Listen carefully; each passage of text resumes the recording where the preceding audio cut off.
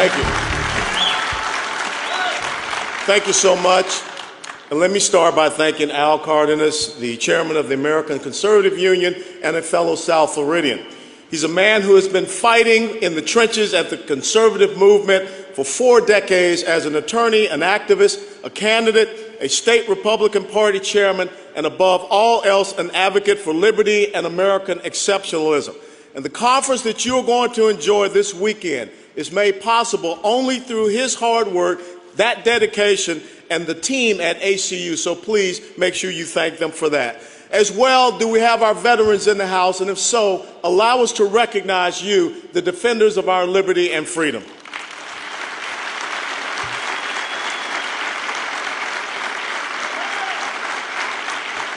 Now, I'll give it to you straight. Last November, we did take one on the jaw. But this movement and this fight is not determined by the punches that we take. We're defined by how quickly we pull ourselves off the mat and our perseverance. There's no shortage of people telling us what conservatism cannot accomplish, what we can't do, how we cannot connect, how we must change our values to fit the times. Well, ladies and gentlemen, I want to tell you that that truly is a bunch of malarkey. Last time I checked, a bended knee is not, nor shall it ever be, a conservative tradition. There's an old story of Winston Churchill, a young man up and coming in politics, and he chose to grow a mustache to look a little bit more mature. A woman approached him and said, "Mr. Churchill, I approve of neither your politics nor your mustache." And Churchill replies, "Ma'am, you are unlikely to come in contact with either of them." Sir Winston didn't know it, but he was channeling every black conservative American. Folks, I'm speaking from experience when I tell you that there's nothing on this green earth that a liberal progressive fears more than a black American who wants a better life and a smaller government.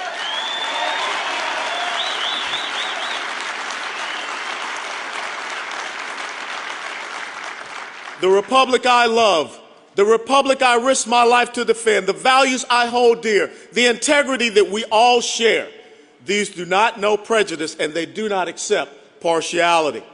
John Marshall spoke of a constitution that was colorblind, that neither knows nor tolerates classes amongst its citizens.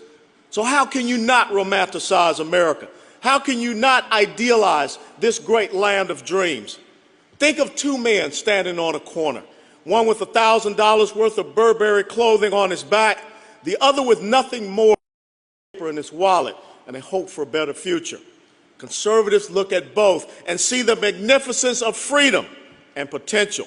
Conservatives understand that there is one dream realized and then there's another taking its baby steps. Liberals cannot look at those 2 men without thinking that the rich man prospered only by dipping his hand into the pocket of the poor man.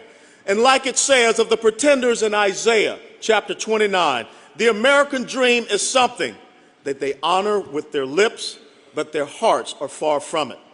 Conservatives understand that the power that binds our republic together is fierce independence held high on the shoulders of compassion. We believe in humility and integrity, the spirit of one people bound together under God. We understand that the Constitution was written to control and regulate the government, not the people. I am sick and tired.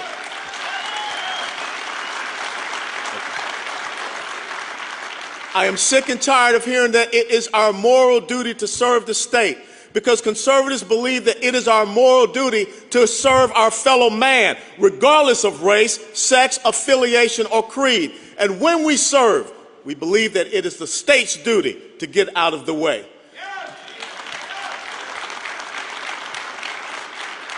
But unfortunately, some of our American brothers are lost in the woods. They have no compass, they have no map, and their GPS satellites are inoperable. When more Americans prefer freebies to freedom, these great United States will become a fertile ground for tyranny. When did ask not what your country can do for you become ask only what your country will give you? Look at California. It's hard to describe that state as being in anything other than a depression. Californians ask government What can you do for us? And they got their answer. And every year, thousands of Californians flee that populous paradise for tax-eased, small government oases of America's red states. California is falling victim to the same snake oil that President Obama sold America during this past election. We were told compassion comes not from generosity, but from compliance.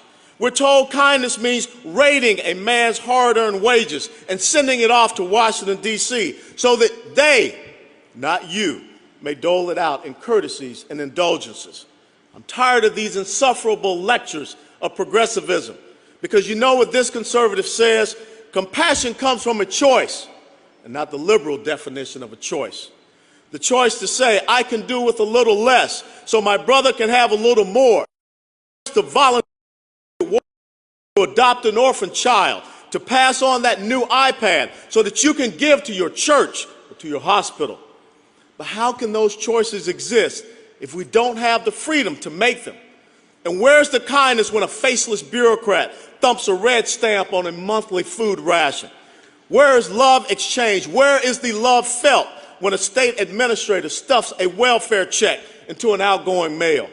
I'm tired of liberals dividing this country up into little groups, setting them upon each other, breeding spite and envy, and then having the nerve to say and accuse conservatives of hatred. It's sad, and it's said that in Washington, D.C., is 60 miles surrounded by reality. And out in the real world, I see conservatives giving to more charity than liberals, even though their paychecks may be smaller. In the real world, I see conservatives volunteering at adoption agencies, at churches, at bake sales, and the local American Legion posts, while the only charity a progressive sends is a smug sermon on fair share and what fairness is.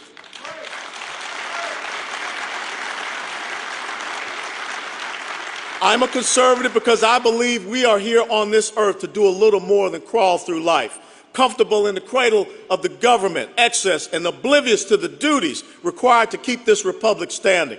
When putting an ink quill to sheepskin 200 years ago, our founders declared independence so that we could unlock our potential, not lock us into mediocrity. If this was the point of the bold American experiment, then that existence could have been maintained under patriarchal government, and we could have done better under the crown. See, I'm a conservative because I believe in peace, real peace, and not peace of mind. I'm a conservative because I believe and understand that real peace comes from the Marine Corps, not the Peace Corps.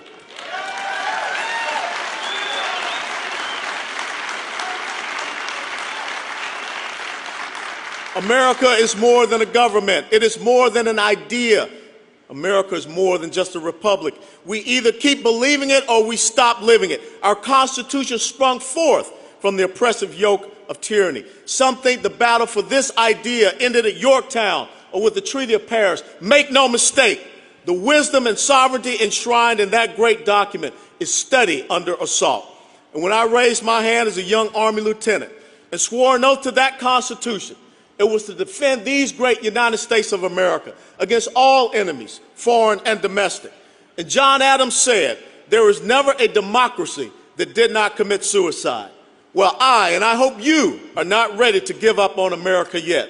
I'm not ready to abandon my oath or my values. I'm not ready to resign this free land of free people to self-inflicted collapse. But we cannot just give lip service to our principles.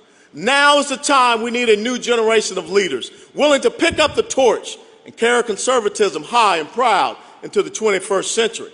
The American story is defined by its generations.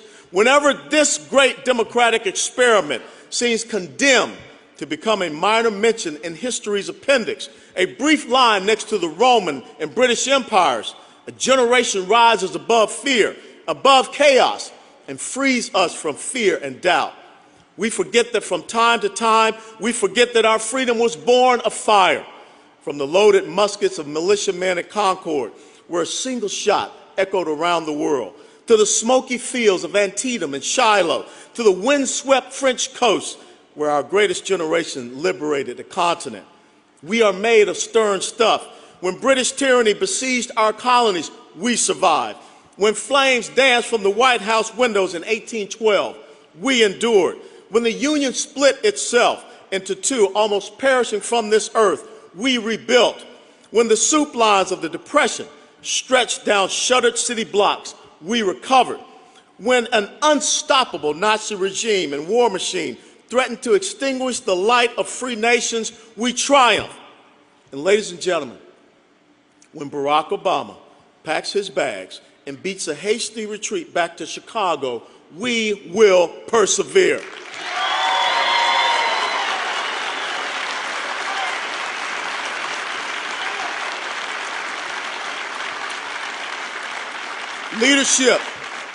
Leadership comes from little things that turn into big things. During the Civil War, a quiet, ordinary language professor left the comfort of Bowdoin College and joined the Army. He took charge of a regiment, found himself on a little hill near Gettysburg, overrun by the full fury of General Lee's army. Low on ammunition, with enemies all around, Colonel Joshua Lawrence Chamberlain found his courage and his purpose in a single command: I ordered the bayonet. Chamberlain charged, his men followed, and the course of history pivoted with him. Victory for the Union, freedom for the slaves. And that quiet, average language professor had the Medal of Honor hung from his neck and went on to serve as the Republican governor of Maine. He was a giant of a man in a time when America needed giants. Patriots, in this 237th year of our republic, on this day, liberty once again needs giants. When our freedoms are quietly and peacefully rubbed out, when the darkness of statism creeps into our lives, when government grows beyond reasonable control, we need a giant with the courage to order that bayonet. We need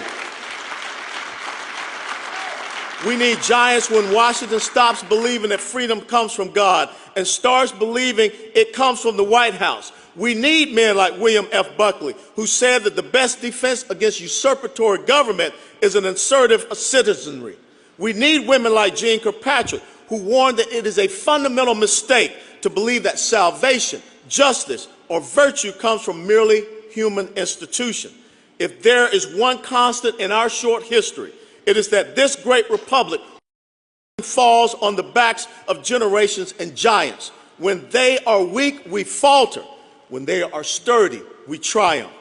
Like you, I consider myself part of a unique generation of Americans, a new generation that must continue the tradition of principled conservative leadership once embodied by conservative titans.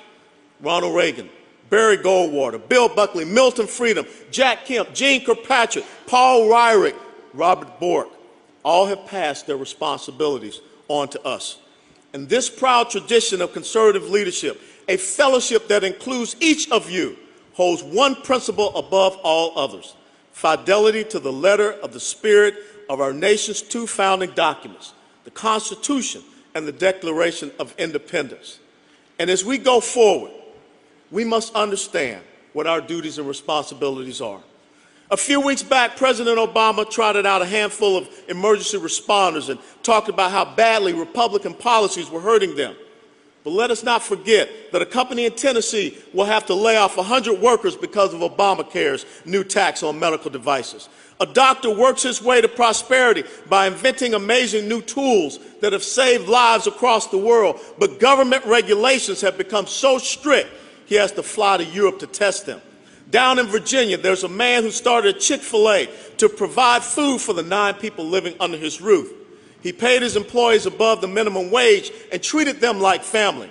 Now he has to fire or demote them to part-time because he can't keep his business in the black while Obamacare is on the books. Every household in America owes an average of $135,000 on the national debt, and $90,000 of that figure comes from our entitlement programs. And in 2009, the president stood in front of the American people and promised he'd cut the deficit in half. But he promptly turned around and, without a single Republican vote, forced a $1.2 trillion entitlement program on the American people. I suppose that's what we call new math. What we must understand, we saw an example of true leadership. When you think about in 1979, Margaret Thatcher stepped into an unthinkable unemployment situation, a bankrupt treasury, trade unions on the warpath, staggering inflation, stagnant economy, and a little violent war in the South Atlantic Sea. She never blamed her woes on the 10 years prior of the Labour Party rule. With that indestructible spirit, Lady Thatcher got Britain working again. When we talk about giants, Lady Thatcher, the Iron Lady, is a representation of that giant. When we think of George Washington, he represented that giant. The trinity of George Washington of duty, God, and country. But instead, what do we have as a trinity coming out of the White House? We have dependence, subservience, and state. And what nation shall we leave to the next generation? Will refugees now from repression stop dreaming of the dream of our founding fathers? Will they move on to greener pastures and freer lands? Or will they see something different? See, right now, I see a fifth-generation coal miner in West Virginia who has to abandon his life's work because some middle management bureaucrat in Washington thinks he puts too much smoke in the air. I see a soldier with 4 combat tours of duty, a Bronze Star, and scraps of metal in his leg, forced to quietly hang up his uniform 2 years before retirement so some insignificant government administrator can keep his job. Ladies and gentlemen, we cannot continue in this way.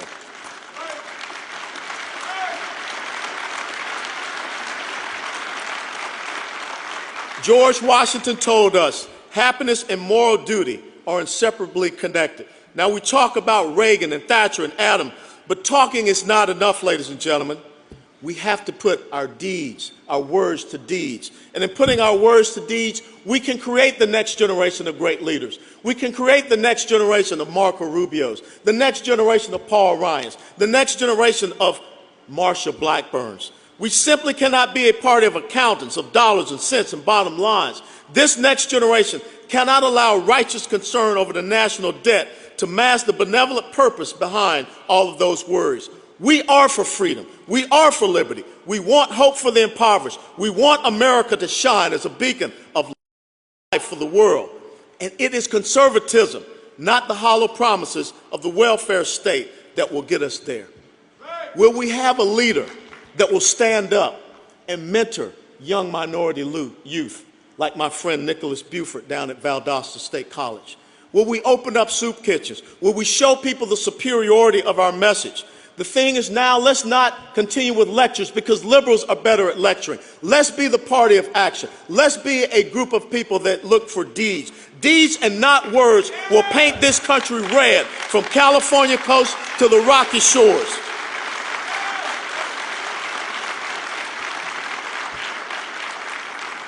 This conference, this audience, these values, all jealously guard conservative identity from liberal wolves in sheep's clothing. But at its core, we are gathered here today to recognize and be inspired by leadership, by deeds, not words, by action, not empty refrains. We gather here today from bronze wheat fields to silver-peaked mountains, from the oak pews of the neighborhood church to the lofty skyscrapers of every city in these great United States. We gather from every curve, every height, every low, every bend, every summit in America. We are bound not by race, not by sex, not by preference or by creed, but by an idea. We are here to offer a simple benediction for you, and we talk about this next generation. If we go to Paul's letter to the Romans, he says, the time has come for you to wake from your sleep. Salvation is nearer to us now than when we first believed. So my fellow conservatives, the night is gone. The day is at hand. Cast off the works of darkness and put on the full armor of light. I welcome you to CPAC. I welcome you to the next generation. May God bless you all.